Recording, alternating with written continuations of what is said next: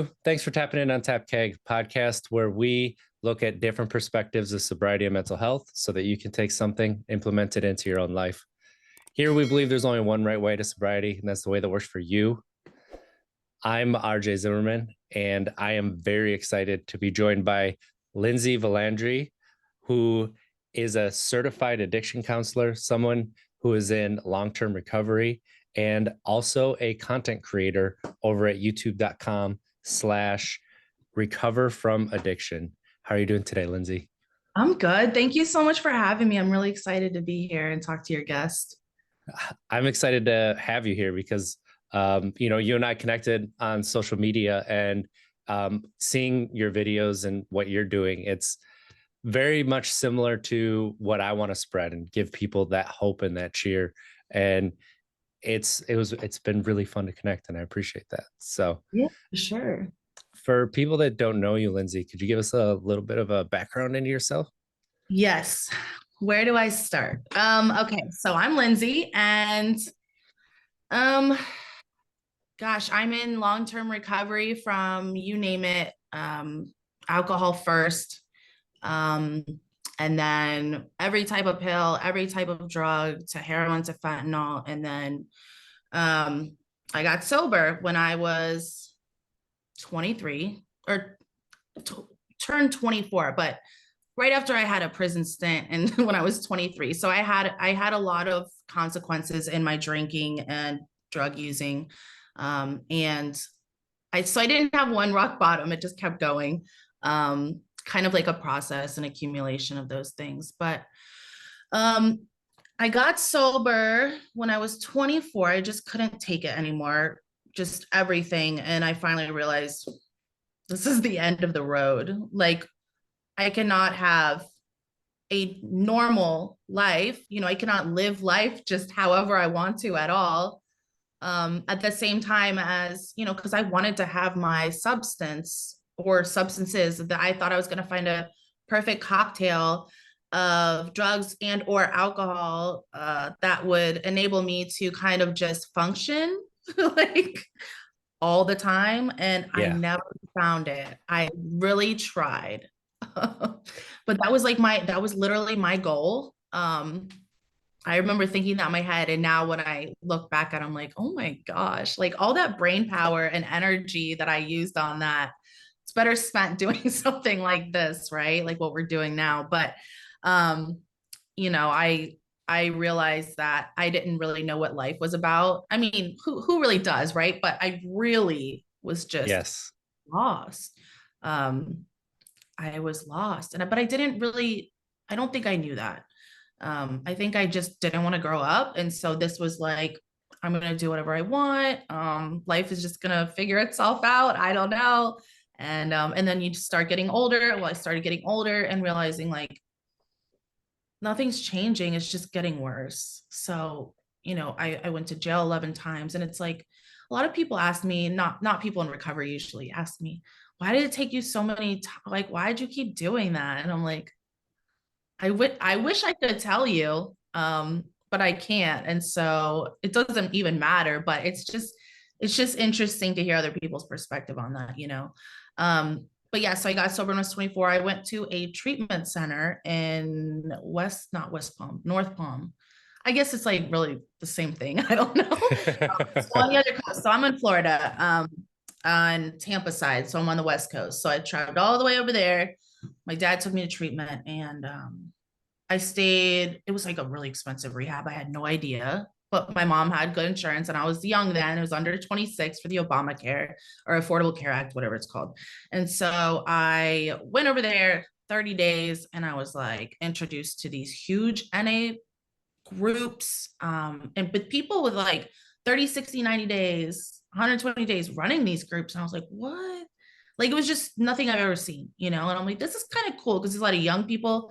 And then we went to AA meetings, and it was just like huge. I didn't realize that like recovery is a huge thing over there. It's not like that everywhere, but it was cool to see how many people were into it, like into like bettering their life and not doing it anymore. And I'm like, I'm 24, so that appealed to me. I thought, well, maybe I could just, this is cool. Like maybe this is it. So this will be easier than I thought, you know? Yeah. Um, but so when I left there, I did 30 days there. And before I left there, I had to, um, well, I decided to come up with a outpatient program by my house. So I called him, this guy, John Tumbleton. I actually had him on my show, pretty cool guy. Um, he is the owner, young guy. And so it's like like a beginning kind of rehab, a couple of years open, him and his brother and his dad. And he said, yeah, like I'm literally like 5 minutes away. I could ride my bike over the beach bridge. And I went over there and there was only like 5 clients. It was pretty cool. 10 clients at the most ever. And I got sober there because I did relapse after, I was going to AA, but I remember getting my wisdom teeth pulled and then boom.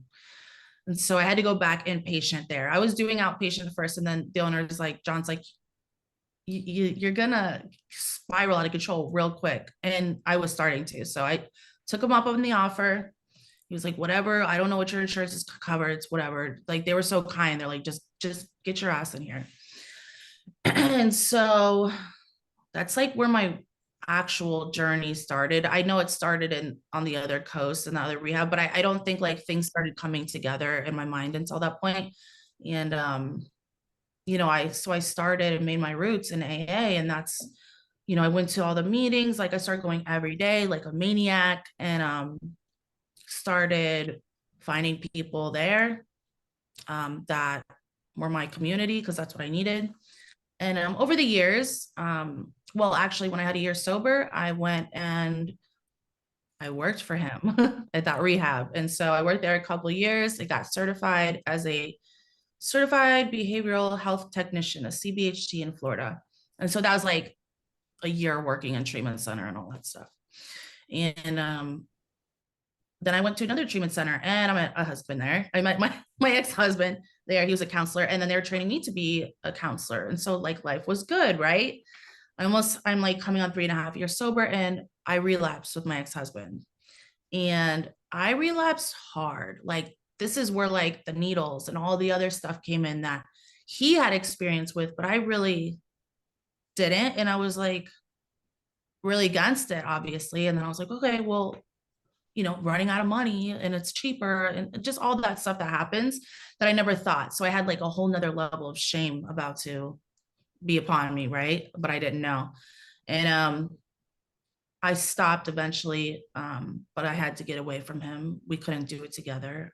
And he ended up putting himself in jail. And so that was the end of that. We divorced while he was in jail and never looked back. I got my old job back at this other treatment center, worked there for a couple of years. I worked at a couple other treatment centers over the years.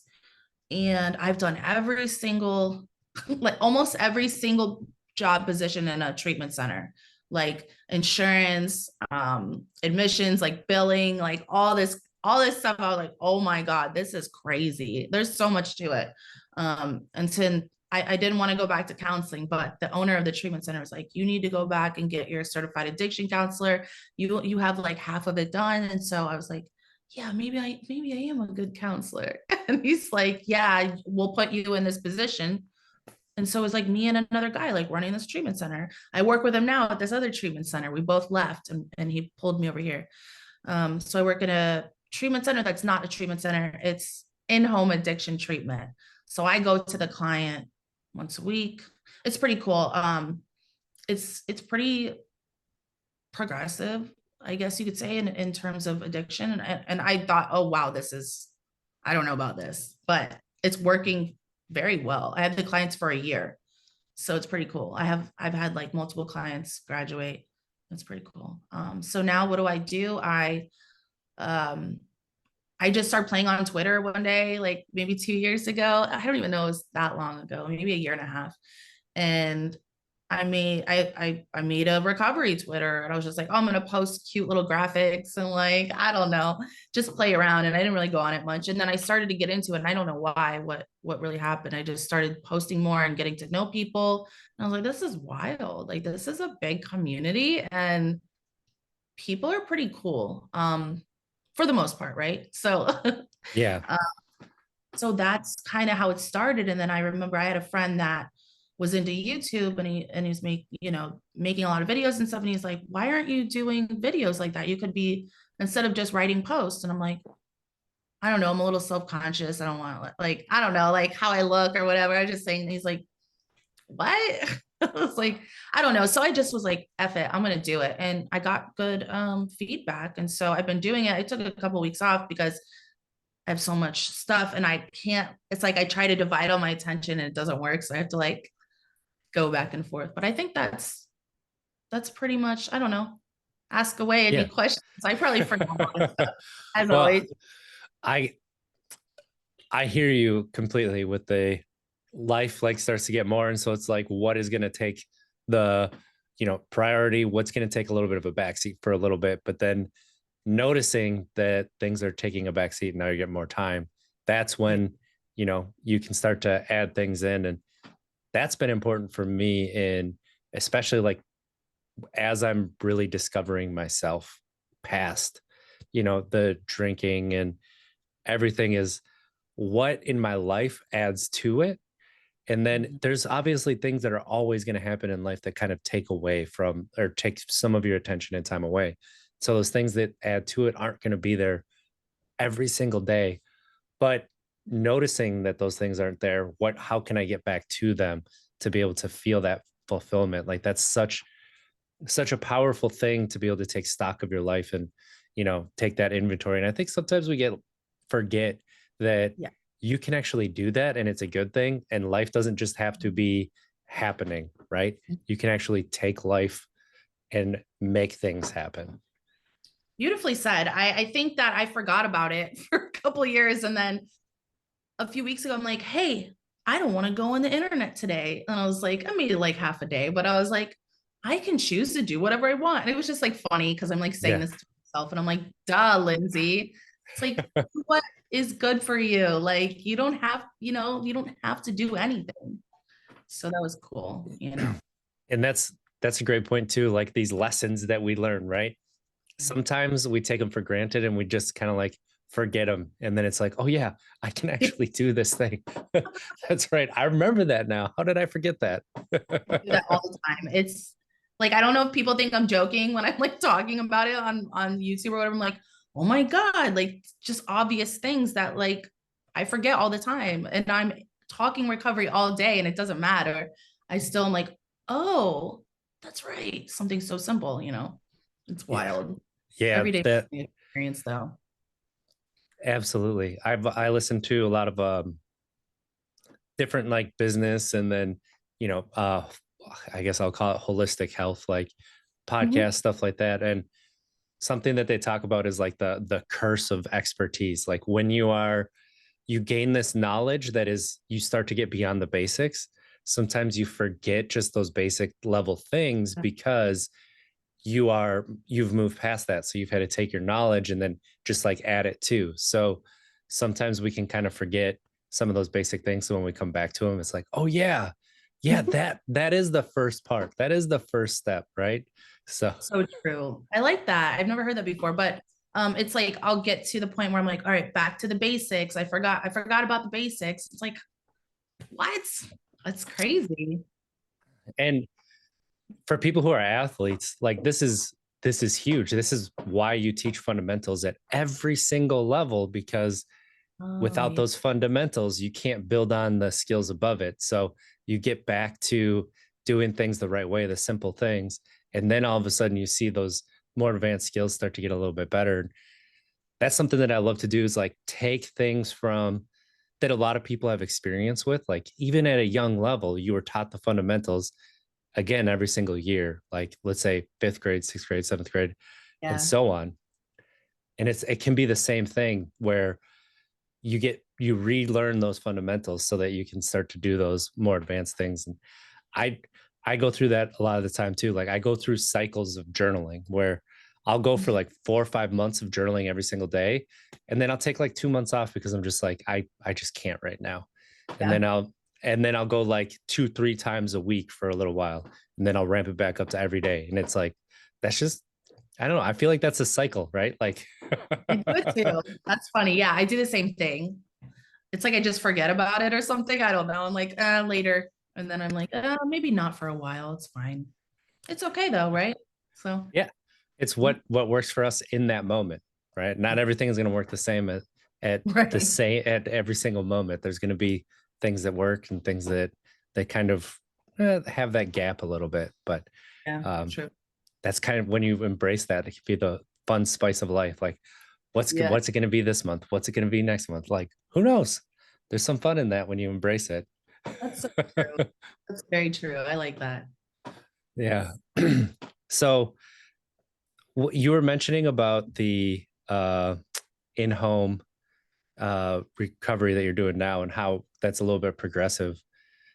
What about it feels progressive to you? Because I'm really interested in these different ways that people can use that are out there that they may not know about.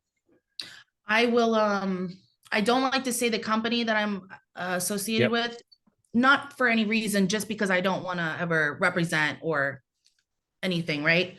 So I can send you the website and everything when we're talking, and then you could explain it, in your terms if you want. But it's so okay. So I think there's other programs doing it now too. I don't. I've heard different things from across the country, but so I'm in Florida, and the company is in 10 other states. No, 10 total states. I'm sorry. And they're soon to be opening another state. But so it's like I'm mobile, like I'm remote, whatever they call it. Yeah. I'm remote. I work from home, and I'm a recovery advisor, which is basically like counseling, or peer. Some people are peers and some are counselors, but we Okay. all do the same thing. So that's the position. And then there's two, every client has an individualized team, a care team. And so there's two of me and someone else that does the same job role, and a nurse or a social worker, either or. It's different depending on different needs. And then there's a therapist and a family facilitator. So they get to work with the family. And so it's like every single team, I have like 15 clients. A lot of times it's like the base. Um, and they will have different teams for every single client. Like I don't have the same team I never have in a couple of years, right? So it's pretty cool. It's whoever lives closest to the client, whoever, certain ones maybe struggling with something that I might be better at or whatever and relate to. And so I get assigned to them, and then we go on a visit, and usually to their house. Sometimes it's like I went to one at a Starbucks because the girl was at a sober living and didn't want to do that. But I've had a lot in the sober living homes. And the cool thing is, when I started this job, I thought, oh, this is like the level of care after maybe outpatient, right? Because Yeah. outpatient treatment center is like a couple days a week usually, right? And this is 1 hour of me with the client a week. The other person in my job role is an hour with them too. So it's me and them kind of together. And then the nurse is once a month for an hour. And the family facilitator doesn't even talk to the client. So they're with the family once a month. And the therapist is once every week or once every 2 weeks. So, and it's a whole year long. So that's what I think is phenomenal. It's like the year long. Like the program I worked at before this was 6 months with veterans. And I thought that was amazing. But when I heard that insurance would pay for a whole year, they had to go get a whole like other thing to be able to, I don't want to say too much, but a whole other thing to where they can be in network and keep the clients for a year. So it's not all insurances or that does it, but it's a lot of like the insurances you can get for free on the affordable care, whatever it's called now. I don't know, it changes Yeah. all the time. The marketplace or something. Yep. Um, so I thought that was pretty damn cool because certain insurance that I know that inpatient places won't even take, they're taking them. And I guess that is because it's the lower level care. So that's the advantage there. More people can afford it. And I wish this was around when I was getting sober, because when I relapsed, I had a baby and I was like, I'm not going to inpatient. And I was just so erratic. And I couldn't go. I didn't have insurance anymore. I didn't have the time. I didn't have anything that I could do it. And so that would have helped because, like I will meet them at work sometimes. I'll meet them out, like I go shopping with them sometimes. I go to my gym with my client. So it's cool. It's different, but they're all Yeah. at different levels. And that's what's kind of cool because some of them are like they didn't go to treatment, they just come straight here. And we're gonna have mobilized detox soon. So that will be pretty cool. To where it's like remote detox. So we'll see. That would be wild. I guess they did it in another state. But so it's just something that I didn't think that I would ever go for. And when I started here, my mind started opening to more things because things that I had been more traditional and like old school was kind of how I was in AA. And then, I don't know if I mentioned this, but I got away from going to meetings all the time. I kind of just ventured on, and in my recovery took on many forms. I started doing smart recovery, different things with clients, and everything started expanding for me. I'm like, there's so much out there. There's so much Yes. out there that is like, oh my God, it's wild. Like I thought for so long, this is the only pathway, like A is the only pathway. And because it had worked for me, right? But I'm not saying it's good or bad, but just that was just at the time, that was what worked. Yep. And um I didn't know why it worked at the time. I can see a lot of things now broken down, um which is really cool. So I can really actually give individualized treatment while actually believing in it. So I'm not like, I don't know. Yes. You know what I'm trying to Hey, say? yes, you have that like that dueling banjos or dueling pianos almost where I'm going to Yeah. give you this treatment and I know it kind of works. However, I know there was something that was a little bit different that worked for me. And what Right. you're describing is something that is starting to be talked about a lot more. And obviously there's places like where you work where it's starting to be implemented, but that holistic approach Yeah. where I feel like the old school, the traditional that started back in the, the early 1900s was, oh, you just remove this thing and then you can go about living your life and you'll be fine, right? Mhm. But now we understand like it's not just about removing that, it's about, and you mentioned this earlier, your life. Like, Yeah. how can you live your life now? And that is still there, right? It's still an option, but you just don't choose it because it's not going to help you in your life. So Mhm.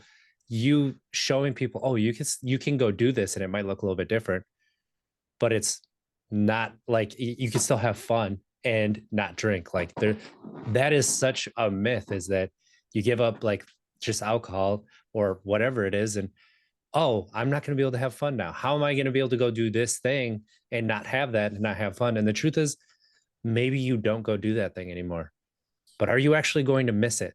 Like that's, people ask me all the time, don't you miss like drinking and the fun that you had while you were doing it? And I'm like, well, I wouldn't like doing that anymore. So do I miss it? No. Like if I go and do the same thing, yeah, it's not going to be fun because that doesn't interest me. Like it's not, I'm a completely different person. And so embracing that, Yeah. embracing trying to figure out who you are, like actually who you are and not just who you feel like you're supposed to be. Finding that Yeah. connection inside yourself. Oof. That beautifully said. It's so true. And the thing is too, so my transformation has kind of become my I don't know, my journey, my driving force now Mm, in I don't want to say in content creation, but like in the social media. It's almost like my goal now, my mission statement is to let people see that you don't have to do it this certain way. That's not, because what happens is we tell them they're a failure if they don't um, get sober using this way, like maybe they had or we had gotten sober, right? And it really like yes. hurts me, man, like thinking about it, because I've seen so many clients come back from meetings. I used to make them go. And I don't do any of that anymore. I had a tough love approach when I was early in sobriety, right? Where I didn't I didn't realize, I was like, this is the way. It was Yeah. like terrible. It didn't help anybody. And now I'm getting I get a lot of pushback on social media because of, and you see me and a couple of the people I associate with, because we say, hey, it's okay. Like, if you mess up, get back up again. Like, you're not a loser, you know? Yes. And do what works for you. And I think like those people are getting left in the dark, Hmm. and it really kind of gets to me because it's people that sit there and say how spiritual they are, or how great, and it just like kind of rubs me the wrong way. And I want to be the voice to be like, hey, it's okay. You know, like I want to make resources available. I just started doing a smart recovery facilitator training. Like, it's freaking awesome. Like, the program is great, and it's like they believe in all pathways, and it's their program, so it's pretty cool. Um, but what else was I gonna say? I don't remember. Yeah. And what you're saying, that's the exact reason that I start the show with there's only one right way to sobriety, right? And it's the way that works for you, because I didn't use any programs. I haven't drank in over 10 years. So you don't have to use anything that somebody tells you have to. Like, and that's what I try to tell people in this podcast. And so many things in this podcast is like supercharge my self-discovery. And that's why my Me, content is more about that self-discovery, right? Because you hear those stories and you're like, that exact thing isn't going to work for me, but there's a piece in there I can take. There's a piece that I can take, and I know that something will resonate there. And that's what it's about. So like, I'm a This Naked Mind certified I alcohol-free life coach. oh, cool. Oh my God, Yeah. you have to tell me more about that. I love that book, and I like that lady, Annie. Yeah. Yep. And so I work with them in the groups that they have that are online to help people stop drinking. And really, the way that they say it and what we say is, we help you get a healthy relationship with alcohol, which tends to be stopping drinking.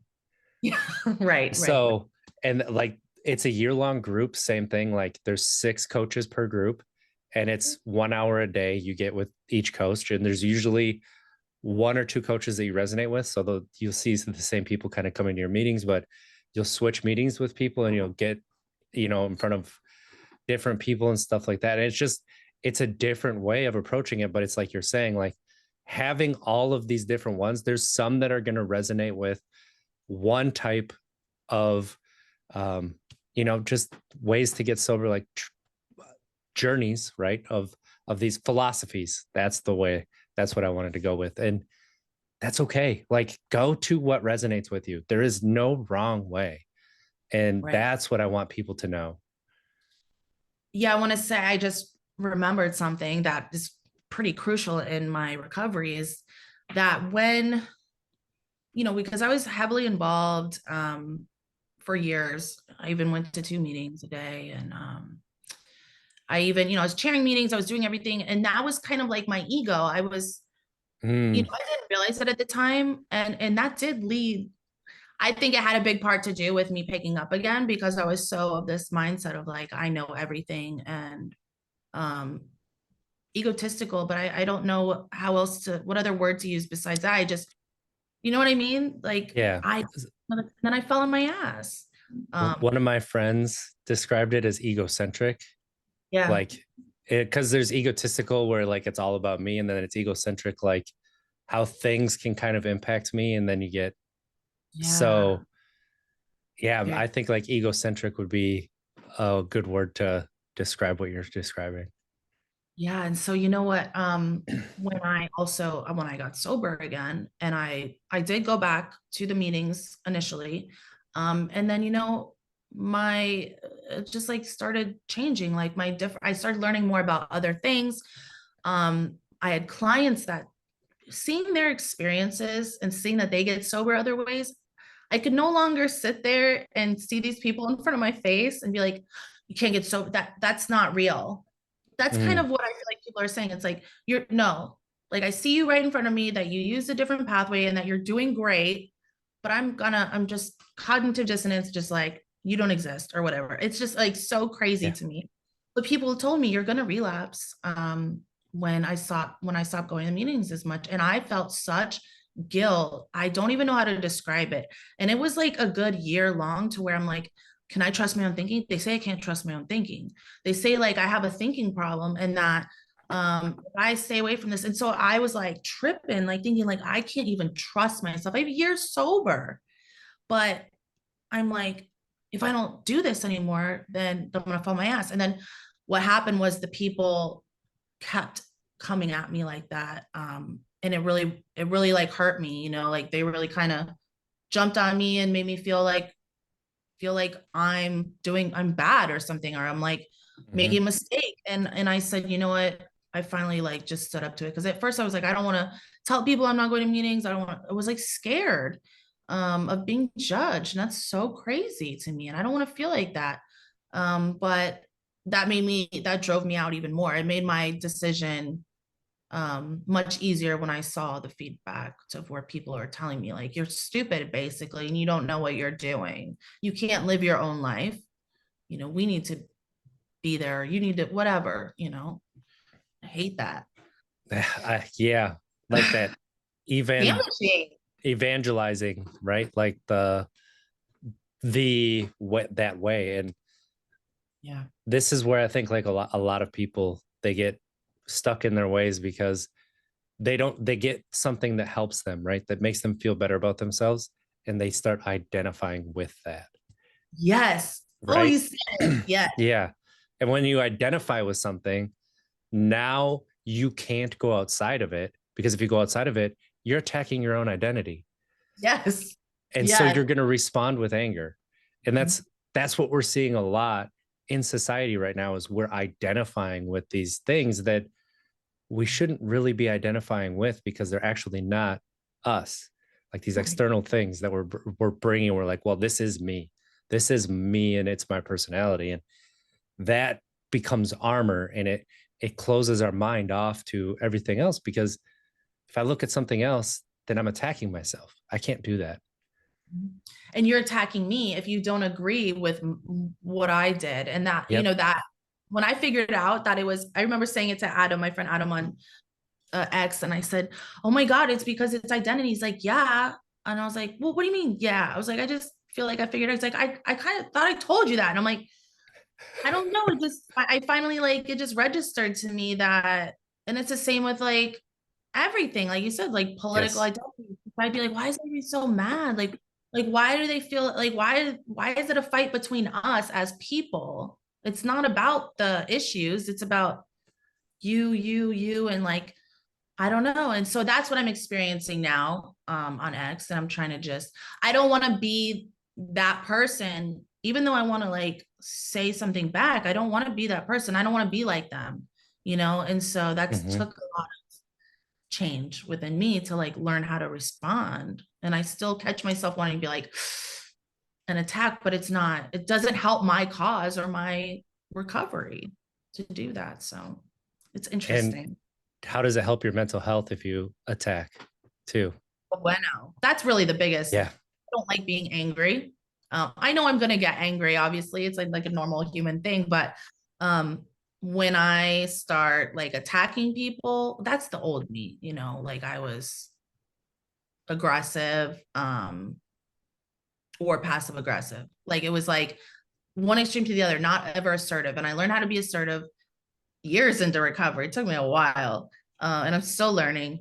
And so now I'm like, when I do that, I feel like old Lindsay, and I don't like it, because it just makes me feel like a hangover of anger, Yes. I feel that same way too. Like with some of my clients, I try to explain to them like, you know, I get angry. Like I still get angry. But in those moments, I'm able to step back a little bit and look at, okay, am I going to wake up tomorrow morning, and if I follow this anger, am I going to feel good about how I acted and like how that went? I'm not. Okay. What is a different way that I can act I would wake up and wow, I handled that really well. And that doesn't mean that I do that. Like I'm able to do that every single time. I'm human. And so there's been times like in the past month that I have reacted and like my anger has gotten but I've had that hangover effect that you're talking about, where it's like afterwards I'm like, damn it, like that shame comes up, like, right, like that was there with the hangover and that anxiety, and it's, well, all right, this is the first time this month. That's pretty good. That's pretty good. All right, let's see if we can continue just one time this month. But and even if it's two, it's okay. Like you're taking in the data and you're using it for that future. Like, who do you want to be? I'm probably, I don't know, maybe I'll never get to that Zen, always responding, never reacting. I don't even know if that's possible, but it's okay, because how many times do I respond how I want to respond compared to reacting how I didn't want to react? And it's like when you look at those two next to each other, it's okay, yeah, I'm doing pretty damn good. Good point. I would, for years, actually, I would kind of I would get mad at myself and say, oh my gosh, I'm like one thing I would react and I would be like, oh my God, I see, I'm not changing. I'm still Lindsay, I'm still a failure in that black and white thinking.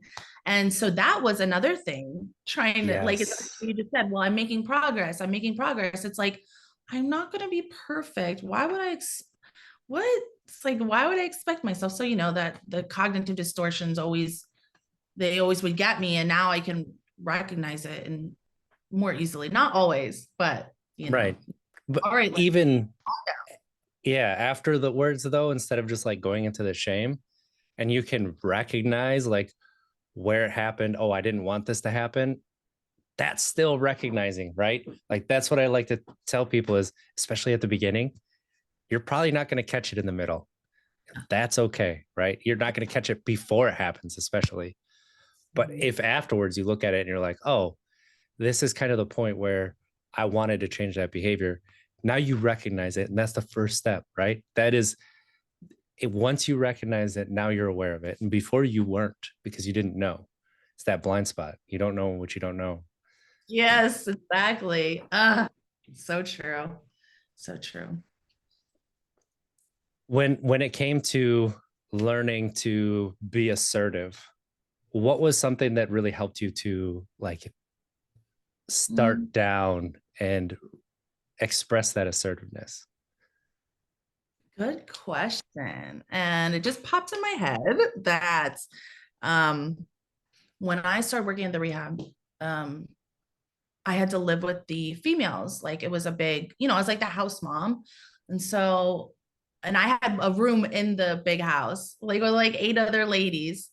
And it was not soundproof, right? So there was always something going on. There was always like, just a lot of women in the same place. It's just what happens. Loud, a lot of arguing, a lot of loudness. I just want to that's emphasize that because that really loudness bothers me a lot. And they would get in trouble, I guess. I don't know what else I could say more client-centered than that. I don't like saying in trouble, but where I would need to address something basically. And I couldn't do it because I didn't know boundaries, because living with them, it's like I couldn't figure out, like, they're not my friend, but I'm in this space with them doing life things with them, like, and that was the hardest thing, just like trying to decipher, like, what is my boundary here, like what am I doing? And it took me years, but I finally figured it out. And I mean, it took me years. And I remember even, counseling and stuff or doing group therapy, like I could not say, like in my mind, I realized that I didn't consciously say this to myself or recognize it, but eventually I did, that it was like, I can't tell you the truth without being aggressive or something. It was like, I couldn't, if I tell you the truth, I'm being mean. I think that's what my mind was thinking. Oh, You know what I mean? yes, absolutely. It was like, because I don't know, it was like the fear of like, maybe they don't like me, or maybe it had to be that, right? It had to be like fear of not accepting me or not liking Was me. it people pleasing? I think it was like fear of like, yeah, which would probably go with that. It was like fear of like, you won't like me if I tell you to not do something or tell you that that's not a good idea. And that was really hard for me. I had no idea. Mm, It took me just doing it. I was so uncomfortable. And I remember like, and I was honest about it because I would, working in the treatment center, you get therapists that help you. Like I have to meet with them and they taught me how to do it and what to do. And I'm like, oh my God. And like literally when I had a meeting with my superiors, like a couple months ago, the lady that's like the director said, you have a pretty assertive personality, and I'm like, yeah. I was like, that's right, I what? do. I was like, that's weird. And I was like, oh, okay. But because it was like a pushover, passive aggressive, like, how am I going to like, because I'm scared. And now I'm like, I'm not scared to like say anything. I don't care. Like, I don't care if you like me. Like, Right. you That's know? so I'm a parent too. I have a 6 and 4 year old. And Oh, sometimes both of them now will tell me, Daddy, I don't like you. mine And does. right. And that used to hurt me in my heart, like especially when they were younger. And somebody said this to me yesterday, and it was brilliant. Like when I was parenting from a dysregulated state, like that really hurt me, right? Ah, When they said that to me, it hit me. I'm like, I am parenting from a regulated state now. That's where a lot of this, wow, I did not put those two and two together. But yeah, I so like that. I didn't right. I'd never heard that before. And I'm like, oh my know God, it. it is. It's And so, but they'll tell me, Daddy, I don't like you. And my response is, that's okay. That wasn't in the contract. All that was in the contract was that I'm going to love you no matter what. And I have to do some things that you're not going to like sometimes.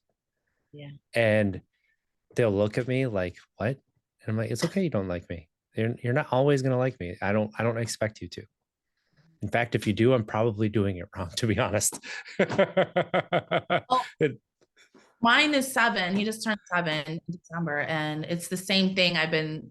It's been coming up more and more. And he goes, I'm going to stay at mom's house and move out of here if you keep telling me what to do. Yeah.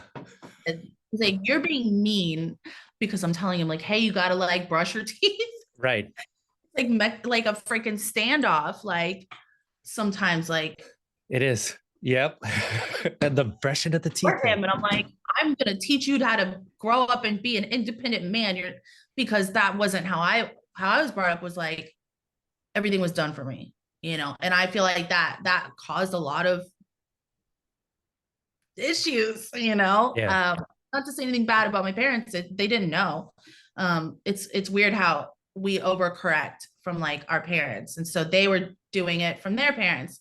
It's just weird how that works, through the generations. But um, Absolutely. yeah, so I look like the mean guy, you know. Oh yeah. I was like the first time that this like happened to me and it dawned on me was we were at a park, Mhm. and leaving the park is the worst part, right? Because we're leaving the fun place, and we had to go eat. It was past dinner time. We were there for like 2 hours. It was time to go. And he's crying and telling me I'm the meanest dad ever. And I was listening to the 10% Happier podcast, and they were talking about some Buddhist principles. And I just came out of my mouth was like, because I was losing my patience. And I was like, Yeah. oh, this isn't, and I'm like, you know what? I'm grateful that that's what you think mean is. And just True. saying that like reset my patience. Like, oh, I came from listening to that podcast. That maybe, and it came from deep inside of me, right? But it wasn't like a conscious thing. It just kind of came out. And then my oldest stops crying, and he responds with, Daddy, what does grateful mean? And it just Wow. reset the entire mood. And I was like, okay, yeah, this is better. This is better. And so I described grateful, and it's just these moments, right, that happen that are like, wow, interesting. I love that though. It's like, I'm glad that that's what you think mean is. I'm stealing that Yeah, because it's so good. true. I'm like, I get like, I'm like, you're irritating me, Silas. I'm like, stop badgering me. And I need to Hmm. just, so it's a learning experience. I've never been a parent before, it's Yeah, like, I don't know, trying to figure it out though. absolutely. And that's the thing, is giving yourself that grace that yeah, you are going to get frustrated. You're a parent. Like It is frustrating. It's hard. There are so many hard things. You're human. Oh, yeah. But it's Yeah, beautiful, the it journey. is. It's cool. It's like being a parent is I didn't want to really be a parent. And then I planned to have him. Like we planned to get pregnant and everything. And I was like, wow, it was like once I got sober and stuff, and I realized like there's so much to life. And like I wanna have a family. Like those are the things that I want now and that I, really value is like just normal things. Or just, traditional looking like a family, going to work. Like that stuff was not what I wanted before. And now I'm like, Hmm. that is happiness for me. Like I love it, you know. I think that this is a great place to ask that question. What does happiness mean to you? Ooh. So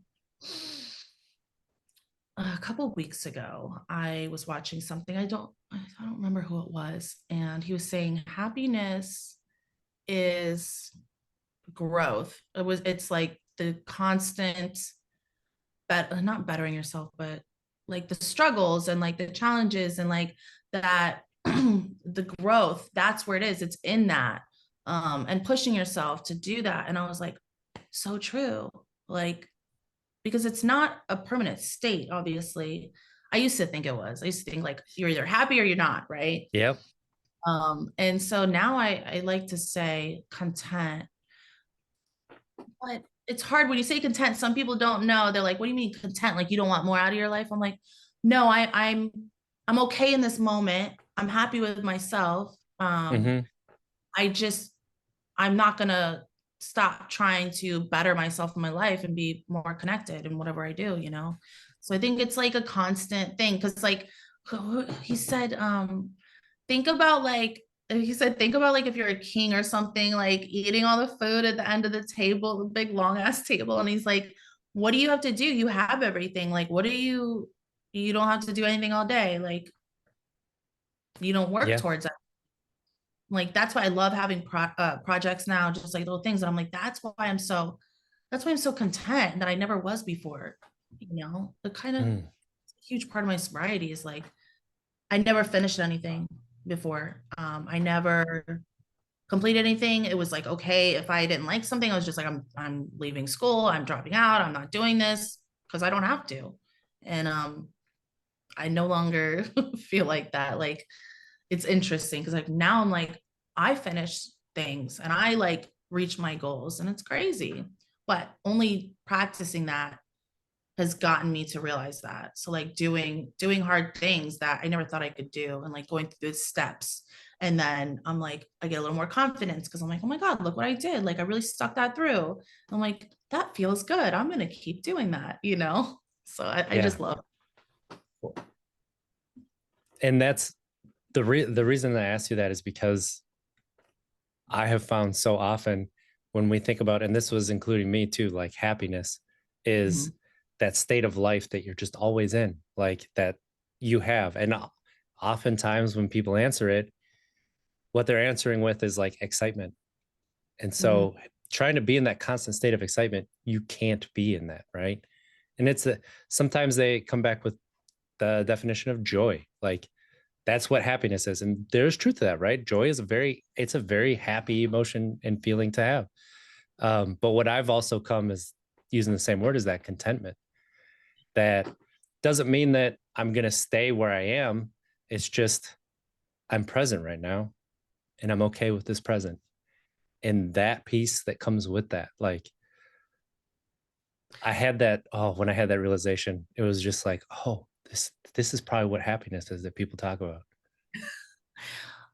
That's so true though. And you know what? I think I don't know that I could be sober. Or I don't want to speak for other people, but I think there's a huge key in what you just said, like being I would if I was not content in this moment, if I'm content in this moment, what would I seek external validation from like alcohol or drugs? Yes. I wouldn't, you Mm. know. Maybe that's a key thing there. I feel like, yeah, I like that is a key thing because just thinking about clients, my own journey, you know, seeing other people, what they do, all of that, like that's huge. It is huge. Cool. So These are Lindsay, yes. uh, if people wanted to keep up with you and give you a follow and watch your content, how best could they do that? Well, I'm very active on X, formerly Twitter. I had to throw that in there. And it's at L_Villandry,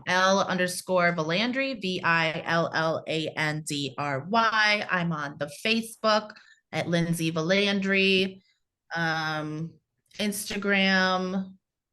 I'll send it because I have a couple different ones. I can't remember the names. And LinkedIn. No, just wherever, you know, and YouTube, Recover from Addiction is my name on there. Yep. And you can find all those in the description below as well. Thank you. Lindsay, this was such an amazing conversation. I really appreciate you taking the time to join us. It's a lot of Me fun. too. Yeah, and I'm gonna have you on mine. So Yes. Let's go. Cool. All right. Thanks for tuning in, everybody. Remember, let's try to be better tomorrow than we were today. At least we don't make it, we tried. Have a great week.